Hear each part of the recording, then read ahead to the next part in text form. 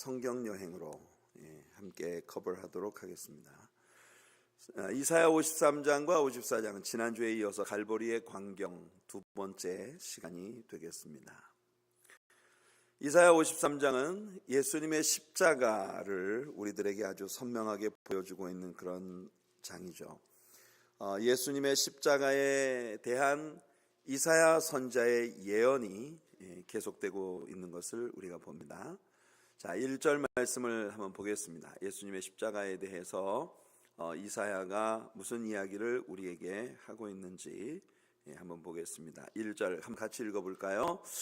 우리가 전한 것을 누가 믿었느냐? 여호와의 팔이 누구에게 나타났느냐?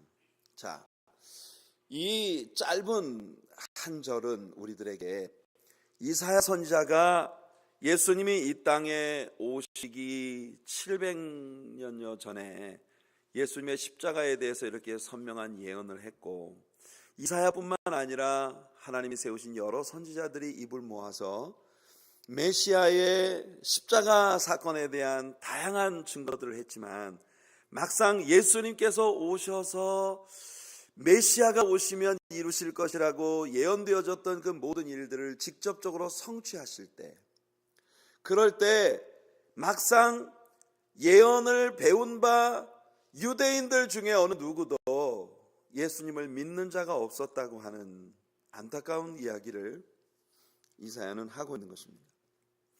예수님이 오셨을 때 유대인들 중에 어느 누구도 예수님의 탄생의 소식을 믿지 않았습니다. 예수님은 날 때부터 눈 멀었던 자의 눈을 띄워주시면서 내가 온 것은 눈먼 자는 보게 하고 보는 자는 보지 못하게 하기 위함이라고 말씀하셨습니다. 물론 이것은 이사야 선지자가 이야기했던 하나님의 역설적인 말씀이었죠. 분명 예수님이 오셨을 때 이스라엘 사람들은 눈먼 자들이었습니다. 영적으로 눈먼 자들이었죠. 어쩌면 그들의 눈앞에서 이토록 선명하게 구약의 모든 예언자들의 예언을 홀로 성취시키신 예수님이 그들의 메시아이시라고 하는 사실을 어떻게 알아볼 수 없을 수가 있었을까? 정말 이해하기 어려운 일입니다. 그들은 정말 눈먼 자들이 되었다고 하는 것을 우리들에게 보여주고 있습니다. 오늘 우리는 성령의 부으심으로 말미암아 우리 예수님을 알아보고 또 그 말씀을 들을 때 깨달음을 가질 수 있다는 것이 얼마나 축복되고 은혜스러운 일인지 알 수 없습니다. 하나님께서 언약하신 성령을 우리에게 부어주심으로써 비로소 우리들에게 눈을 열어 주님의 진리를 보게 하시고 귀를 열어 주의 음성을 듣게 하시며 하나님의 성령의 만지심으로 우리의 마음이 열려서 우리에게 주시는 하나님 말씀을 깨달을 수 있는 그런 은혜를 우리 하나님 앞에 받고 있는 거예요. 참 감사한 일이죠. 여러분들이 매 주일마다 하나님의 놀라운 깨달음이 담긴 그런 우리를 조명해 주시는 성령님의 조명하심 아래 하나님 말씀을 배울 수 있다는 건 얼마나 큰 축복인지 모릅니다. 자, 2절 한번 읽어볼게요. 이사야 선지자의 안타까운 이야기가 계속되고 있습니다. 2절 같이 읽읍시다. 그는 주 앞에서 자라나기를 연한 순 같고 마른 땅에서 나온 뿌리 같아서 고운 모양도 없고 풍채도 없은즉 우리가 보기에 흠모할 만한 아름다운 것이 없도다. 네. 우리는 이사야서의 초반부에서 이사야 선지자가 이새의 뿌리에서 나온 줄기이신 예수님에 대하여 소개하는 것을 배웠습니다. 여기 다시 이사야 53장에서 그는 마른 땅에서 나온 줄기 같은, 마른 땅에서 나온 줄기 같은 아주 연한 순처럼, 여러분 그 메마른 땅에서 뿌리가 나고 줄기가 나오면 그게 뭐 볼품이 있겠습니까? 여러분 바싹 말라가지고 금방 타 죽을 것 같은 그런 아주 보잘것없는 모습을, 그래서 이사야는 구체적으로 설명하기를 고운 모양도 없고 풍채도 없는, 여러분들 한눈에 딱 보기에 와 남자다잉 이렇게 보이는 예수님은 그런 종류의 이 outward appearance를 갖고 있는 그런 종류의 외모를 가지고 있는 분이 아니었다고 하는 걸 이사야가 우리 사람들이 예수님이 생긴 모양을 보면서 우와 메시아이시구나 이렇게 알아볼 만한 외모를 가지신 분은 아니었다라고 하는 것이 이사야 선지자의 예언입니다. 글쎄요, 역사 가운데 많은 미술가들이 예수님의 그림을 그렸습니다. 예수님의 그림을 그렸는데요. 전부 정말 천편일률 예수님의 그림 속에 있는 예수님은요, so handsome. 예수님 너무너무 핸섬하세요. 그런데 화가들은 우리 예수님을 아마 자기가 알고 있는, 자기가 발견한 가장 핸섬하고 빛나고 멋진 외모를 가진 그런 사람을 모델로 예수님이 아마 저분 같을 거야 라고 생각을 했는지 모르지만, 그러나 이사야 선지자의 예언을 그대로 빌린다면 예수님은 그렇게 핸섬하지 않은 분으로 이 땅에 오셨을 것 같습니다. 한눈에 딱 보기에 외모로 이분은 메시아이시구나 이렇게 알아보는 분이 아닌, 이사야가 이야기한 마른 땅에서 겨우 자라난 순처럼 그렇게 아주 보잘것없는, 왠지 별로 잘 얻어먹지도 못하고 별로 그렇게 남성적인 그런 그 아름다운 외모 이런 것들, 풍채 이런 것은 없었다고 말씀을 하고 있으니까 인간적으로 보기에 흠모할 만한 어떤 특별한 아름다움을 가지고 있는 분은 아니었다. 한 가지 분명한 사실은요, 예수님이 십자가에 죽으시고 부활하신 후에 제자들이 예수님을 한눈에 알아보지 못했다는 거예요. 그 말은 예수님이 지상 사역을 하시는 동안에도 그렇게 한눈에 보기에 아름다운 어떤 흠모할 만한 아름다움을 갖고 있지 않으셨는데, 십자가에 죽으시는 과정에서 입은 상처가 부활하신 후에도, 여러분 도마가 여전히 예수님의 손에 있는 못자국과 옆구리에 있는 창자국을 손을 넣어보고 비로소 예수님을 알아보지 않습니까? 예수님은 십자가에서 입으신 그 상처를 부활하신 후에도 고스란히 안고 있었어요. 그렇다면 그게 어찌 손에 있는 못자국과 옆구리에 있는 창자국뿐이었겠습니까? 십자가에 못 박히시기 전에 로마 병정들이 그 끔찍한 채찍에 39대를 40에 하나 감한 매를 맞으실 때 온몸에 입혀졌던 그 끔찍한 상하심, 그 흔적들을 예수님은 부활 후에도 고스란히 간직하고 계셨을 거라는 거예요. 어쩌면 여러분들도 천국에 가서 예수님을 처음으로 배울 때 우리 예수님이 입으신 상처의 처참한 모습들을 그때까지도 그대로 볼 수 있을지도 모릅니다. 요한계시록에 보면 요한이 하늘에 올라가서 하나님의 보좌 앞에 24장로들이 있고 거기에서 하나님의 손에 들린 두루마리를 보았어요. 그 책의 인을 누군가가 떼야 하는데 그 책의 인을 떼기에 합당한 자가 아무도 없다는 것 때문에 요한이 울고 있었습니다. 그때 24장로 중 하나가 요한에게 말하기를, 울지 말라. 이 책의 인을 떼기에 합당한 분이 여기 있다. 그가 누구냐? 일찍 죽임을 당한 어린 양. 그가 일찍 죽임을 당한 어린 양. 그분이 이 책의 인을 떼기에 합당하시니라. 요한이 뒤를 돌아보았더니 어린 양이 서 계시는데 그가 일찍 죽임을 당한 것 같더라. 이렇게 묘사되어 있습니다. 일찍 죽임을 당한 것 같더라라고 하는 거, 예수님이 처참하게 죽임당한 모습으로 천국에서도 하나님의 보좌 앞에 서 계셨다고 하는 걸 우리들에게 보여주고 있는 거예요. 그분에게는 인간적으로 기대할 만한 어떤 흠모할 만한 아름다움도 없었습니다. 어쩌면 그래서 사람들은 그분을 메시아라고 인정하기가 더 싫었을지도 모릅니다. 그때 당시에 떵떵거리며 호사를 누리던 종교 지도자들에 비해서 예수님은 정말 샌들 조각 끌고 갈릴리의 촌구석에 먼지 나는 그런 촌구석을 다니며 정말 말도 안 돼 보이는 그런 장정들을 제자들이라고 데리고 다니면서 그렇게 사역을 하고 계시던 예수님의 모습은 어쩌면 오실 메시아를 기대하고 있었던 유대인들의 기대에 한참 못 미치는 그런 모습이었을 거라는 거죠. 자, 3절을 우리 한 번 더 읽어볼게요. 3절 같이 읽겠습니다. 시작. 그는 멸시를 받아 사람들에게 버림받았으며 간고를 많이 겪었으며 질고를 아는 자라. 마치 사람들이 그에게서 얼굴을 가리는 것 같이 멸시를 당하였고 우리도 그를 귀히 여기지 아니하였도다. 이사야 선지자가 예수님이 받으실 고난의 그 적나라한 그림을 마치 사진을 보고 옮기는 것처럼 우리들에게 그렇게 이야기를 시작하고 있는 겁니다. 사람들은요, 예수님을 싫어했어요. 예수님을 좋아하지 않았어요. 그는 사람들에게 멸시를 받았고 싫어함을 당했고 그리고 버림을 받았습니다.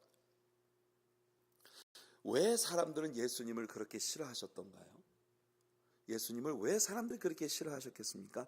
예수님이 눈먼 자의 눈을 뜨게 하시고 문둥병자를 깨끗게 하시고 저는 자들을 뛰게 하시고 갇힌 자들을 노연하게 하시고 눌린 자에게 자유를 주시고, 예수님이 직접 말씀하신 것처럼 예수님이 행하신 일 가운데 대체 무슨 일로 나를 고발하느냐라고 물었을 때 종교 지도자들은 당신이 행한 그 착한 일들을 가지고는 우리가 당신을 고발하지 않는다 이렇게 말했거든요. 예수님이 행하신 일들 중에 선하지 않은 일이 없었어요. 그런데 그때 당시의 사람들, 특히 하나님을 가장 적극적으로 믿는다는 종교 지도자들이 아주 치가 떨리게 예수님을 미워했단 말입니다. 그 이유가 뭐였습니까? 그냥 여러분들이 상상으로 말하지 말고, 그냥 여러분들이 떠오르는 걸로 말하지 말고 성경 말씀으로 대답해 보세요. 예수님이 직접 말씀하셨잖아요. 사람들이 왜 나를 미워하는지 예수님이 직접 말씀하셨습니다. 뭐라고 하셨던가요? 요한복음 3장을 보시면 니고데모가 밤중에 예수님을 찾아왔을 때 그때 니고데모에게 사람들이 왜 내게 오기를 싫어하는지 알아? 예수님 말씀하셨어요. 그건 왜냐? 나는 빛이기 때문이야. 빛이 비치면 그들의 모든 어두움과 그들의 모든 죄악과 그들의 모든 수치된 것들이 적나라하게 드러나기 때문에, 그래서 사람들은 나를 미워하고 내게 가까이 오는 것을 꺼리는 것이다 라고 말씀하십니다. 그렇습니다, 여러분. 예수님은 진리이십니다. 예수님은 진리이시기 때문에 진리 앞에 사람들이 서는 것은 정말 두려운 일이거든요. 자신의 허물과 죄악들이 백일천하에 드러나게 되는 일이 될 것이기 때문에 우리는요, 누구나 다 천성적으로 누군가 우리에게 다가와서 정말 달콤한 미소로 Hey, everything's gonna be okay. Don't worry. Be happy. 이렇게 말해주는 것을 바라는 그런 것이 우리들의 모습입니다. 여러분, 누구나 분명히 내가 정말 아주 참혹한 그런 상처와 아픔 가운데 있는데 누군가 여러분들에게 다가와서 Hey, cheer up. Don't worry. Be happy. Everything's gonna be okay. 그렇게 말해주기를 누구나 바라죠.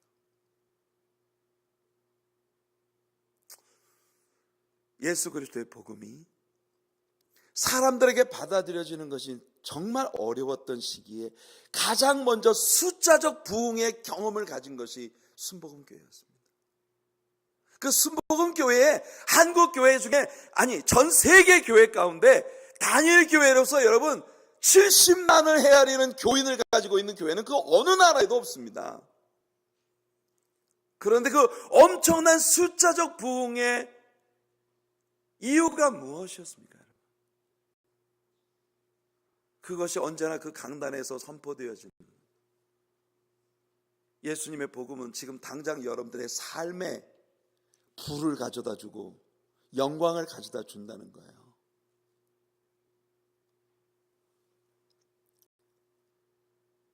여러분,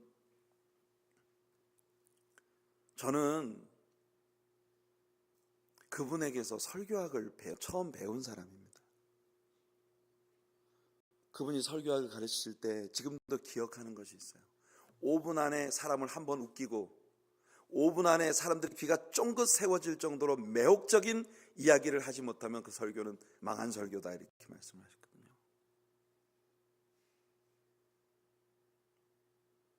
그러니까 수없이 많은 사람들이 인산인해로 밀려오는 거예요. 왜냐하면 모든 사람들에게 인생의 근본적인 문제가 우리가 죄인이기 때문에 십자가에 못 박히신 예수 그리스도의 복음이 왜 필요했고, 그 십자가 앞에서 죄인된 우리가 처절하게 죽어지고 어떻게 변화되어져야 하는가 하는 이 복음의 본질보다 그냥 예수님을 믿기만 하면 병든 몸 고침받고 모든 범사가 잘 되고 모든 범사의 축복을 받는다는 이 달콤한 소리가 수많은 사람들을 몰려들게 만든 거예요.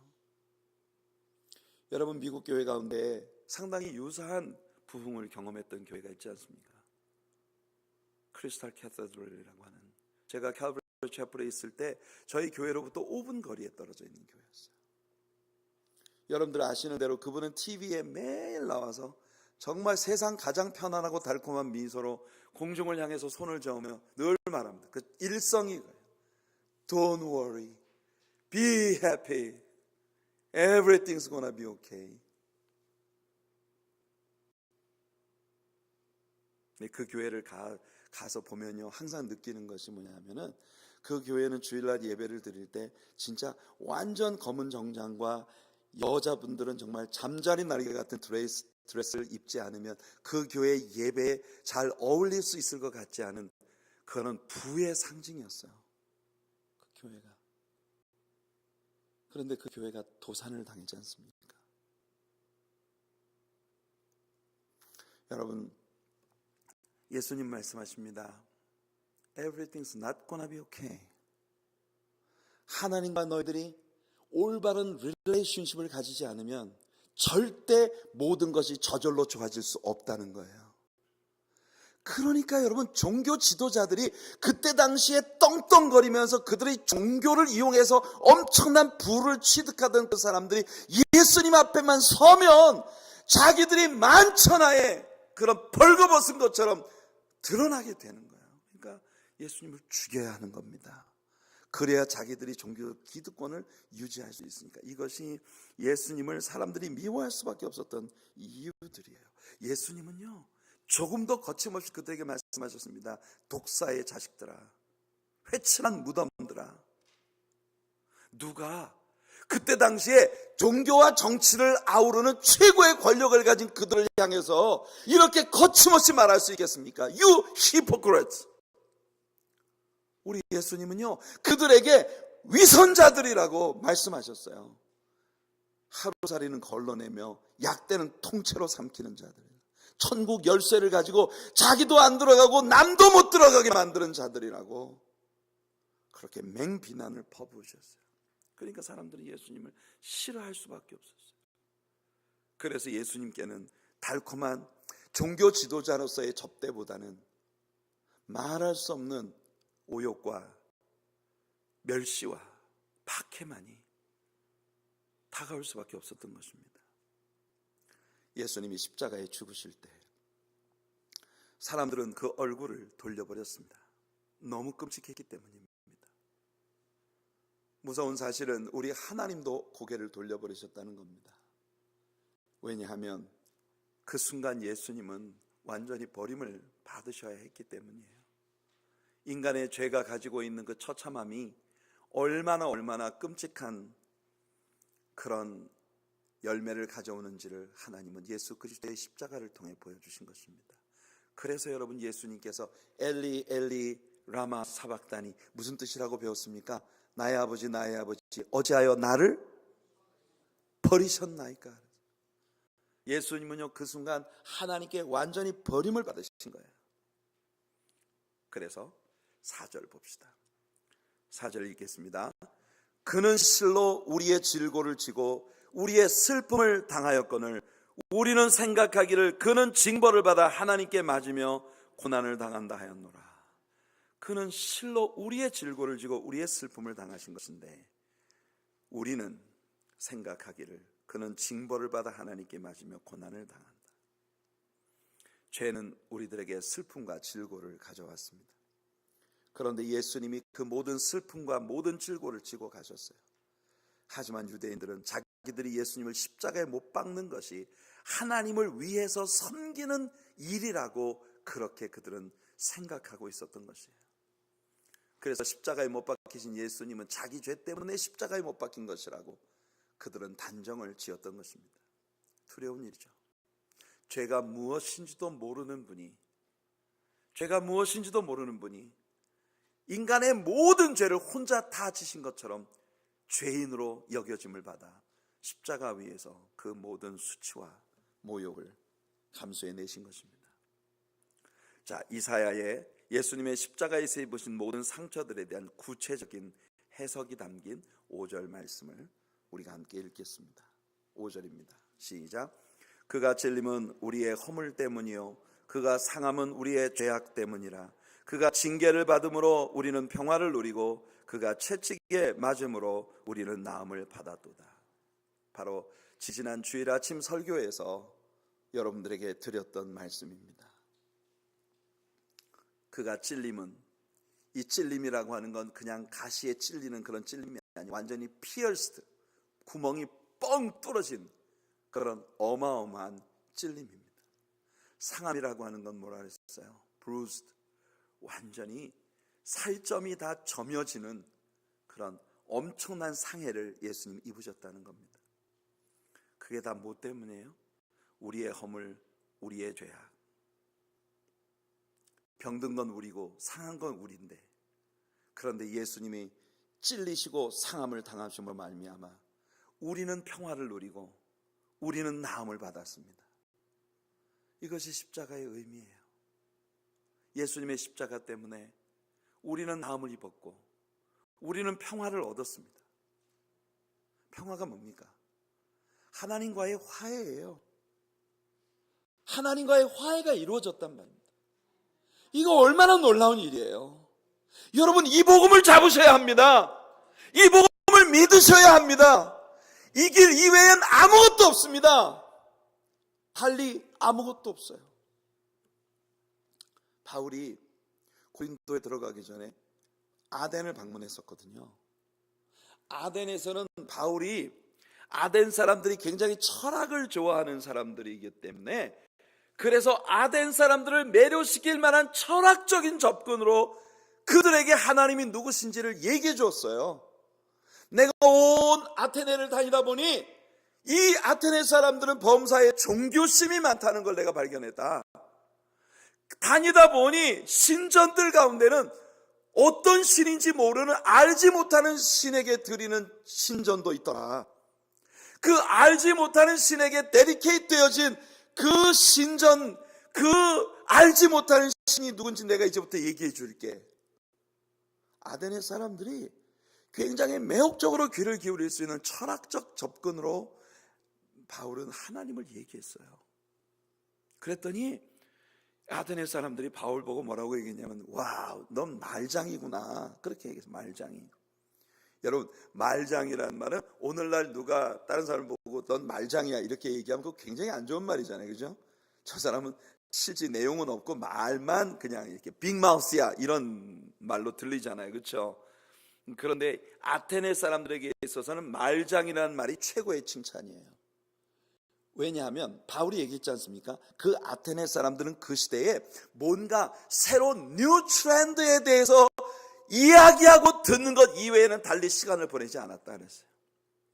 아테네의 그 아고라, 바로 바울 사도가 이 복음을 가르쳤던 그 발 아래 아고라라고 하는 그 아테네 시장터에서 거리거리에서 소피스트들이, 궤변론자들이 거리거리에 사람들을 모아놓고 자기 철학을 늘어놓는 웅변적인 수사학적인 그런 언어의 유희들이 아테네 사람들이 최고로 여기고 있는 것이었거든요. 그 사람들이 바울을 보고, 야, 너 진짜 말 잘한다. 어떤 사람은, 야, 이게 또 무슨 새로운 뉴 트렌드가 또 일어났나 보다, 새로운 종교적인 유행이 일어났나 보다 라고 그렇게 바울의 말을 해석했어요.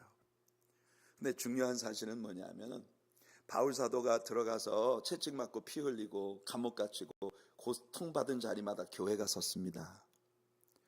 그런데 아테네라고 하는 도시는 유일하게 바울이 고난받지 않은 도시예요. 칭찬받은 도시예요. 그런데 그 아테네에는 바울의 사역을 인해서 세워진 교회가 없어요. 그 다음에 바울이 아가야 지방으로 내려가서 고린도에 갔거든요. 바울이 고린도에서 내가 예수 그리스도와 그분이 십자가에 못 박힌 것 이외에는 아무것도 알지 아니하기로 작정했다라고 말합니다. 왜일까요? 바울은요, 바로 이 예수님의 십자가의 복음 이외에는 생명을 구원하는 능력이 달리 그 어느 것에도 담겨 있지 않다는 걸 발견했기 때문입니다. 사랑하는 성도 여러분, 세상 사람들에게 인기 끌고 세상 사람들에게 명성을 얻는 건 하나님께 아무 관심도 없는 일이에요. 하나님께서 오늘 밤 이 예배 가운데에서 가장 중시하시는 것은 예수님의 십자가입니다. 한 사람의 신자로서 여러분들이 세상을 살아가며 여러분들이 가장 높은 가치를 부여해야 하는 것은 바로 예수님의 십자가예요. 에베소 2장 14절로 16절에서 바울이 말했습니다. 그는 우리의 화평이신지라 둘로 하나를 만드사 원수된 것 곧 중간에 막힌 담을 자기 육체로 허시고 법조문으로 된 계명의 율법을 폐하셨으니 이는 이 둘로 자기 안에서 한 세 사람을 지어 화평하게 하시고 또 십자가로 이 둘을 한 몸으로 하나님과 화목하게 하려 하심이라. 원수된 것을 십자가로 소멸하셨다고 말했습니다. 이것이 복음입니다, 여러분. 사람과 사람 사이에 막혀진 담벼락, 이 담벼락을 원수된 것을 허물어버린 건 예수님의 십자가였어요. 그리고 사람 사이에 막힌 담벼락이 허물어진 것처럼 하나님과 원수되었던 인간과 하나님 사이에 막혔던 그 엄청난 율법의 조문으로 되어진 담벼락을 예수님이 완전히 무너뜨려 버리시고 하나님과 우리가 화목하게, 화평하게, 하나가 되게 만들어 주셨다는 것입니다. 고난받으신 건 그분인데 나음을 입은 건 우리들이고 수치와 모욕을 받으신 건 그분인데 평화를 얻은 건 우리들이었습니다. 예수님의 몸에 짊어지신 모든 종류의 고난들, 그의 찔리심과 상하심과 징계받으심과 채찍에 맞으심, 이 모든 고난들이 우리를 대신한 것이었고 우리의 것들을 그 몸에 짊어지심으로 하나님과 우리 사이에 유일한 중보자가 되신 것입니다. 6절 한번 읽어볼게요. 6절입니다. 시작. 우리는 다 양 같아서 그릇 행하여 각기 제 길로 갔거늘 여호와께서는 우리 모두의 죄악을 그에게 담당시키셨도다. 예수님 바로 저와 여러분들의 죄를 위해 죽으셨습니다. 예수님의 죽으심을 유대인들에게 전가하는 것은 어리석은 일이고 로마 사람들이 예수님을 죽였다고 하는 것도 심히 교활한 일입니다. 바로 예수님은 우리의 자리에서 우리가 죽어야 할 그 죽음을 우리를 대신해서 받아내신 것이에요. 우리는 다 양 같아서 각기 제 길로 갔다. All we like sheep have gone astray. 우리는 모두 뿔뿔이 자기 길로 가는 사람들입니다. 그런데 예수님은 우리 모두의 죄악을 하나님께로부터 그에게 담당시키심을 받으시고 십자가 위에 죽으신 거예요.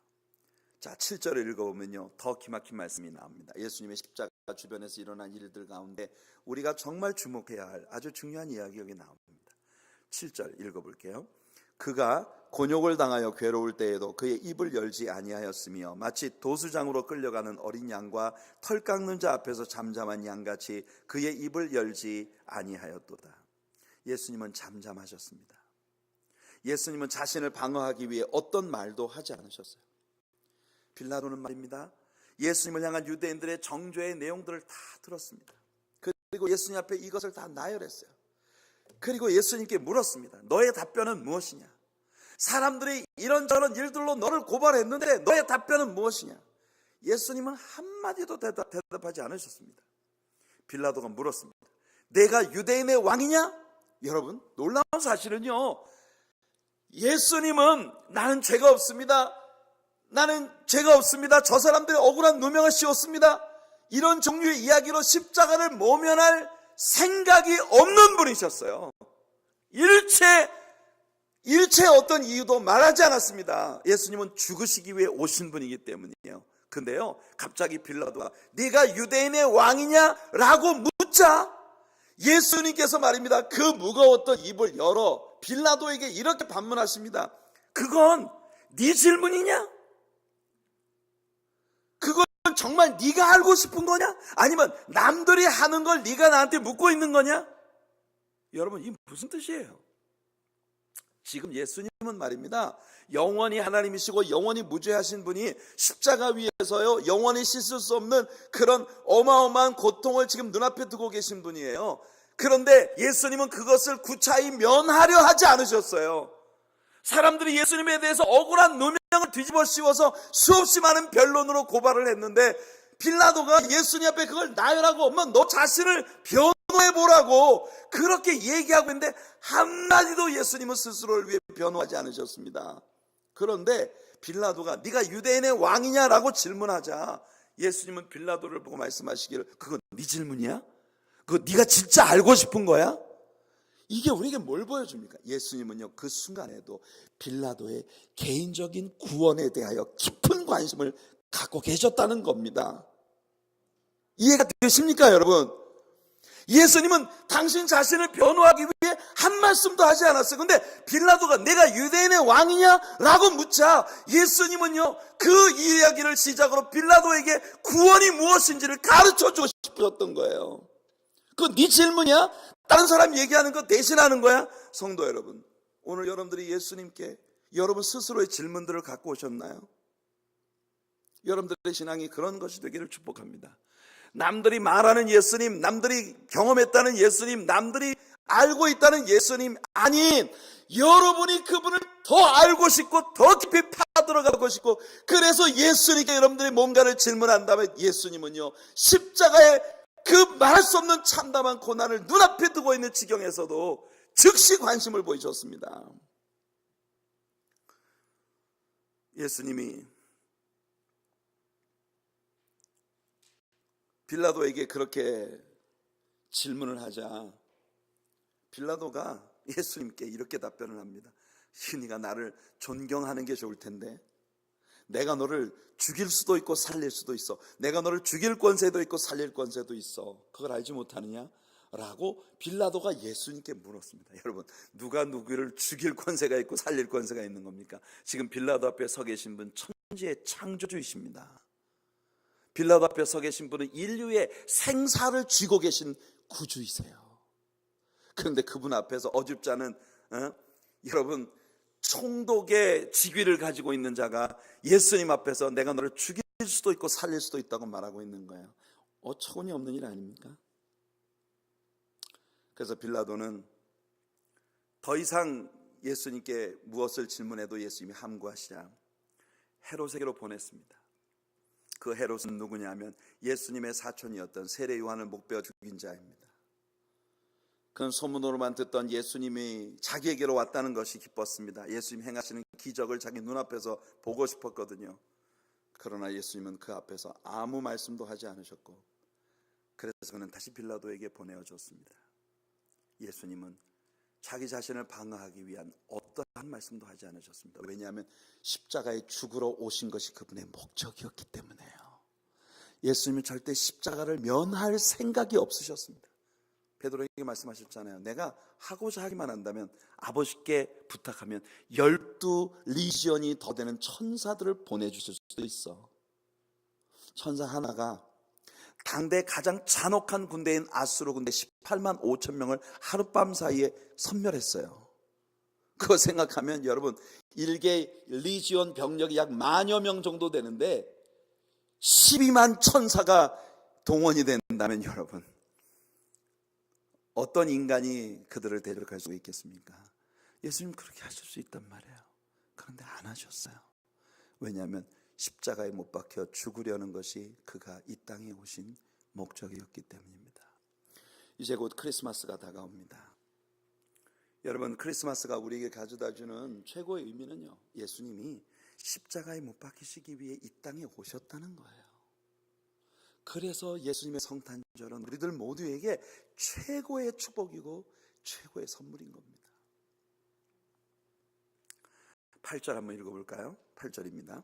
그는 곤욕과 신문을 당하고 끌려갔으나 그 세대 중에 누가 생각하기를 그가 살아있는 자들의 이 땅에서 끊어짐은 마땅히 형벌받을 내 백성의 허물 때문이라 하였으리요.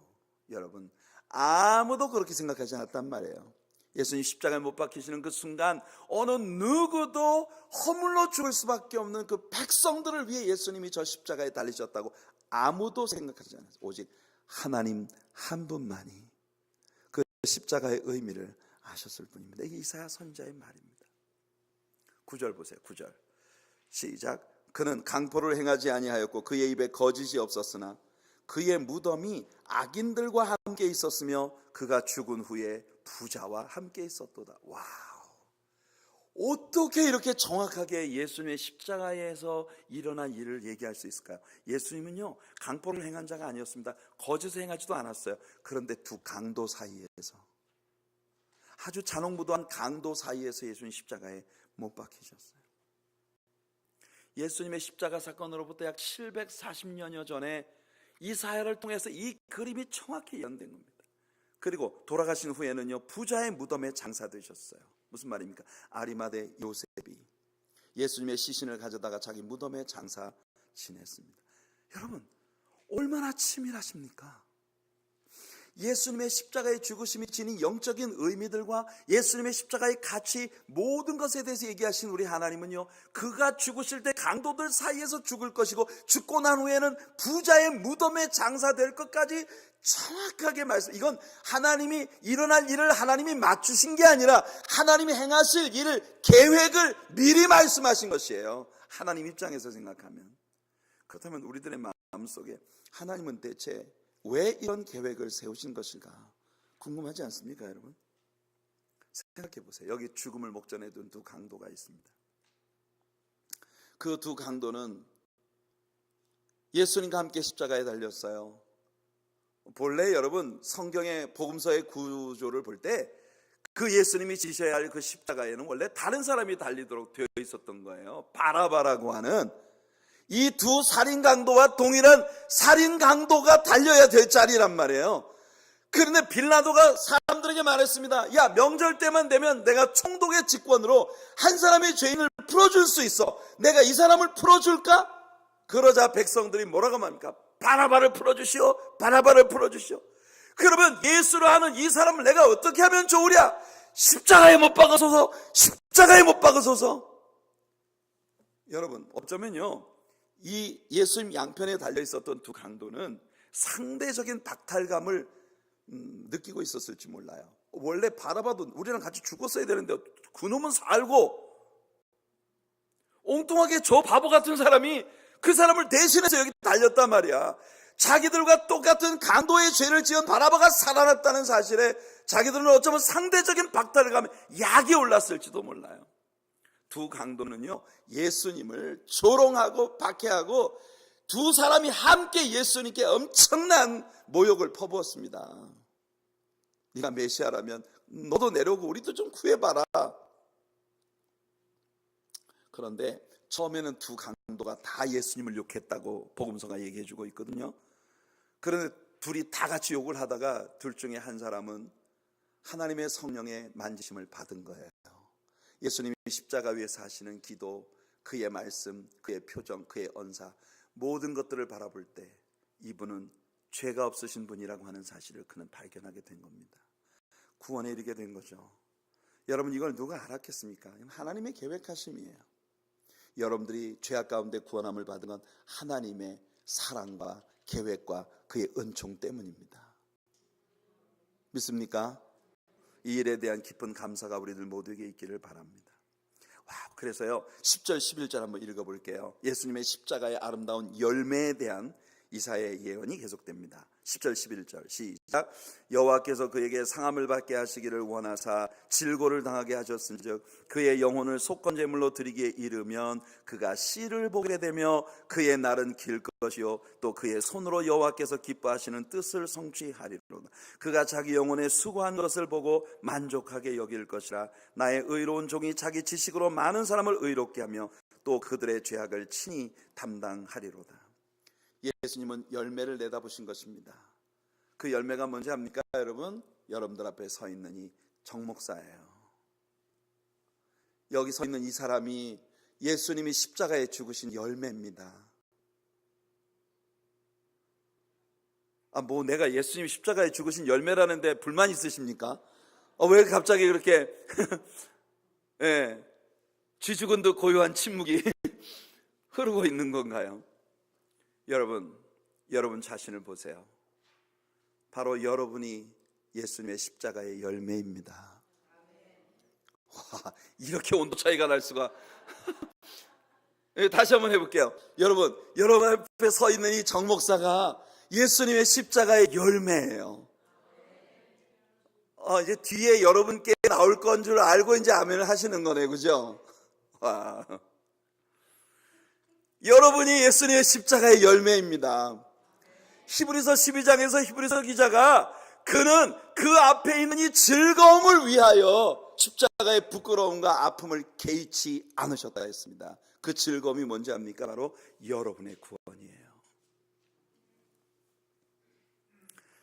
그래서 이사야는 예언하기를 그가 자기 영혼에 수고한 것을 보고 만족히 여길 것이라. 와, 예수님은 여러분들을 보시고요 너무 만족해 하십니다. 어쩌면 여러분은 여러분 자신에 대해서 불만이 많을지도 몰라요. 저도 제 자신에 대해 불만이 많습니다. 그렇지만요 성경의 놀라운 비밀은 예수님은 우리를 볼 때 너무너무 만족스러워 하신다는 거예요. 어느 정도 만족스러워 하냐? 시편 139편에 뭐라고 했습니까? 저 바닷가에 있는 모래알보다 더 많은 나를 향해서 아름답다는 생각을 우리 주님은 갖고 계시다니까요. 최근에 우리가 시편을 공부하면서 배웠지 않습니까? 매 분당 10억 번씩 여러분들을 아름답다 해야 바닷가에 모래알 만큼 많은 아름다운 생각을 여러분들이 살아있는 동안에 여러분들에게 할 수 있다니까요. 왜 이렇게도 행복해 보이지 않으시나?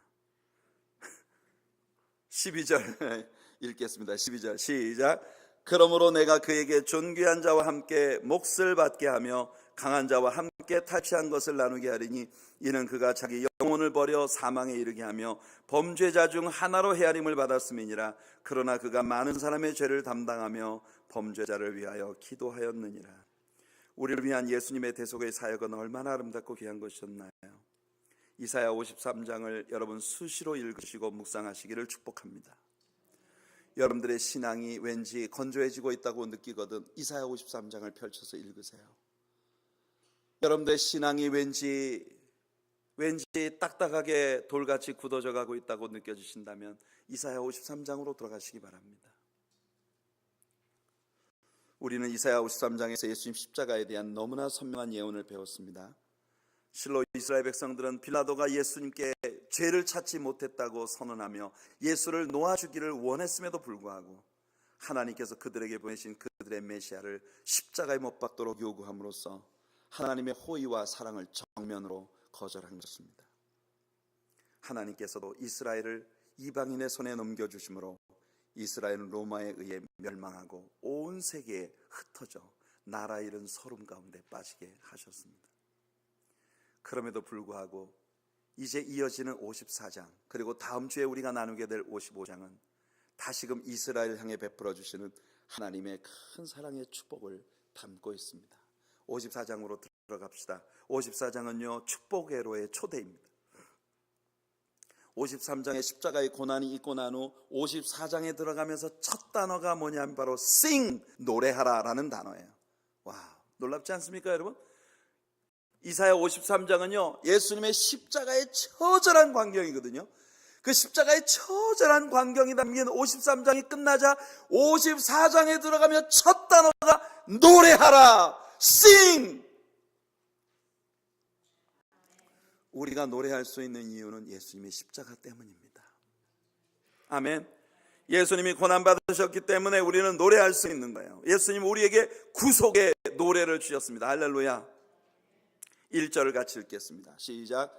잉태하지 못하며 출산하지 못한 너는 노래할지어다. 산고를 겪지 못한 너는 외쳐 노래할지어다. 이는 홀로 된 여인의 자식이 남편 있는 자의 자식보다 많음이라 여호와께서 말씀하셨느니라. 와우. 여러분, 이게 무슨 뜻이에요? 홀로 된 여자가 어떻게 자식을 낳습니까? 홀로 된 여자가 자식을 낳을 수 있어요? 그런데 홀로 된 여자의 자식이 남편 있는 자의 자식보다 많을 것이라고 말씀하셨어요. 무슨 말입니까? 여러분, 하나님께서 이스라엘 백성들에게 그렇게 놀라운 축복을 주셔서 하나님의 기적으로 사람의 능력을 뛰어넘는 축복을 하나님이 이스라엘 백성들에게 주실 것을 약속하고 계신 거예요. 오늘 예수님을 믿는 저와 여러분들에게 우리 하나님께서 인간의 모든 능력을 뛰어넘는 놀라운 기적적인 복을 주실 것을 말씀하시고 계신 것입니다. 할렐루야. 어떤 복이 약속되고 있나요? 보세요. 2절 3절 같이 읽겠습니다. 시작. 내 장막터를 넓히며 내 처소의 휘장을 아끼지 말고 널리 펴되 너의 줄을 길게 하며 너의 말뚝을 견고히 할지어다. 이는 내가 좌우로 퍼지며 내 자손은 열방을 얻으며 황폐한 성읍들을 사람 살 곳이 되게 할 것입니다. 여러분, 몇 주 전에 저는 여러분들에게 바로 1967년도 6월 달에 일어났었던 소위 6.1 전쟁, 이 6.1 전쟁에 대한 이야기를 우리가 함께 나누었었습니다. 이스라엘이라는 나라가 여러분 완전히 타이러스에 의해서 짓밟히고 그리고 독립국가로 재건되어질 때, 그때 여러분 1948년도에 이스라엘이 재탄생하면서 바로 요르단, 그리고 요단강 서안, 가자 지구, 그리고 시내 지역, 이런 땅들을 주변에 있는 이방인들에게 다 빼앗긴 채로 이스라엘은 다시 재탄생을 했단 말입니다. 그런데 소위 6.1 전쟁으로 이스라엘은 바로 이 요단강 서안과 골란 고원, 시나이 반도, 이런 잃어버렸던 땅들을 다 되찾았습니다. 그래서 그들의 땅이 넓어졌어요. 그리고 그 넓은 땅에 돌아오는 이스라엘 백성들로, 시온 백성들로 그 땅을 채우기 시작했어요. 그럼에도 불구하고 성경은 이스라엘이 그 장막터를 더 넓히게 될 것이라고 약속하고 있습니다. 사실 여러분, 여호수아서를 공부할 때 우리가 이야기했습니다마는 여호수아 1장 4절에서 하나님께서 여호수아에게 약속하셨던 땅의 넓이는요 모두 30만 평방마일이나 됩니다. 30만 평방마일이나 되는 그 땅이 이스라엘 백성들에게 주어질 것이라고 약속되어 있었어요. 그런데요, 정작 다윗과 솔로몬의 때, 즉 이스라엘 역사 가운데 최고의 영화를 누리고 있었던 때에도 그들이 차지했던 땅이 약 3만 평방마일에 불과했다는 거예요. 30만 평방마일을 하나님이 약속하셨는데 이스라엘이 최고의 영광을 누릴 때도 3만 평방마일밖에는 차지하지 못했다는 거예요. 그러니까 그들은 아직도 하나님이 그들에게 주셨던 땅의 10분의 1밖에는 아큐파이 해보지 못했다는 거예요. 물론 이 모든 일들은 예수님의 재림의 때에 반드시 성취될 것입니다. 여기 하나님께서 다시금 내 터를 넓히라고 하시는데요, 예수님이 이 땅에 오시기 전에 이스라엘의 영토에 다시 한번 놀라운 확장이 일어나게 되는 것을 우리는 보게 될 것입니다. 자, 이것은 나중에 우리가 또 예언에 관한 부분에 대해서 에스겔서를 공부하면서 이 부분에 대해 좀 더 이야기하기로 하고요. 4절부터 8절까지 우리 함께 읽어보겠습니다. 4절부터 8절입니다. 시작. 두려워하지 말라. 내가 수치를 당하지 아니하리라. 놀라지 말라. 내가 부끄러움을 보지 아니하리라. 내가 내 젊었을 때 수치를 잊겠고 과부 때의 치욕을 다시 기억함이 없으리니 이는 너를 지으신 이가 내 남편이시라. 그의 이름은 만군의 여호와이시며 내 구속자는 이스라엘의 거룩한 이시라. 그는 온 땅의 하나님이라 일컬음을 받으실 것이라. 여호와께서 너를 부르시되 마치 버림을 받아 마음에 근심하는 아내 곧 어릴 때에 아내가 되었다가 버림을 받은 자에게 함과 같이 하실 것입니다. 내 하나님께서 말씀하셨느니라. 내가 잠시 너를 버렸으나 큰 긍휼로 너를 모을 것이요 내가 넘치는 진노로 내 얼굴을 내게서 잠시 가렸으나 영원한 자비로 너를 긍휼히 여기리라. 내 구속자 여호와께서 말씀하셨느니라. 아멘. 우리는 여기서 구약과 신약 그리고 이스라엘과 이방 교회의 놀라운 차이점을 봅니다. 하나님은요, 이스라엘이라는 나라를 언제나 떠났다가 다시 돌아온 아내로 묘사를 하셨습니다. 이스라엘은 하나님께 부인으로 해석이 되었던 거예요. 그런데 신약의 교회는요, 예수 그리스도의 부인, 예수 그리스도의 신부로 묘사가 되고 있습니다. 그리스도의 보혈로 정결하게 되어진 돌아온 탕자, 그것이 바로 신약 교회의 개념이에요. 예수님은 지상 재림 후에 그 영화로운 왕국 시대가 펼쳐질 때 이스라엘의 놀라운 회복이 이루어지게 될 것을 이 이사야 선지자를 통해서 예언하신 것입니다. 소시에 버림받았던 아내가 다시금 아내의 자리로 돌아오게 된 것 같은 회복이 이스라엘에 일어날 것이라는 말씀입니다. 이스라엘뿐만 아니라 그리스도의 신부들도 같은 영광을 누리게 될 것입니다. 바울은 우리에게 이렇게 가르칩니다. 고린도후서 4장 17절 18절입니다. 우리가 잠시 받는 환난의 경한 것이 지극히 크고 영원한 영광에 중한 것을 우리에게 이루게 하매니 우리가 주목하는 것은 보이는 것이 아니요 보이지 않는 것이니 보이는 것은 잠깐이요 보이지 않는 것은 영원합니다. 사랑하는 성도 여러분, 7절에서 하나님은 내가 잠시 너를 버렸다고 말씀하십니다. 그런데 잠시 너를 버렸다는 그 일이 AD 70년에 타이러스가 로마 군대를 이끌고 이스라엘을 짓밟은 그때로부터 2000년이 지났어요. 근데 여러분, 하나님께서는 이것이 잠시 내가 너를 버렸다고 말씀하지, 하나님께 잠시가 2000년이라는 시간이 지났어요. 주께는 정말 1000년이 하루 같고 하루가 1000년 같은 이 놀라운 사실을 우리가 여기서 봅니다. 중요한 사실은 하나님은 절대로 그 백성을 버리지 않으신다는 겁니다.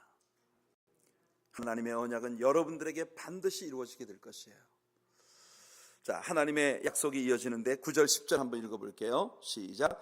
이는 내게 노아의 홍수와 같도다. 내가 다시는 노아의 홍수로 땅 위에 범람하지 못하게 하리라 맹세한 것 같이 내가 내게 노하지 아니하며 너를 책망하지 아니하기로 맹세하였노니 산들이 떠나며 언덕들은 옮겨질지라도 나의 자비는 내게서 떠나지 아니하며 나의 화평의 언약은 흔들리지 아니하리라. 너를 긍휼히 여기시는 여호와께서 말씀하셨느니라. 천지는 없어질지언정 내 말은 없어지지 아니하리라고 마태복음 24장 35절에 예수님 말씀하셨어요. 천지는 없어질지언정 내 말은 없어지지 아니하리라. 언젠가는 산들이 떠나가는 일이 벌어질 것입니다. 그러나 하나님 약속은 절대로 옮겨지지 않을 거예요. 우리 신약의 교회들도 하나님의 이 약속을 받았습니다. 우리는 절대 흔들리지 않고 무너지지 않을 것입니다. 아멘.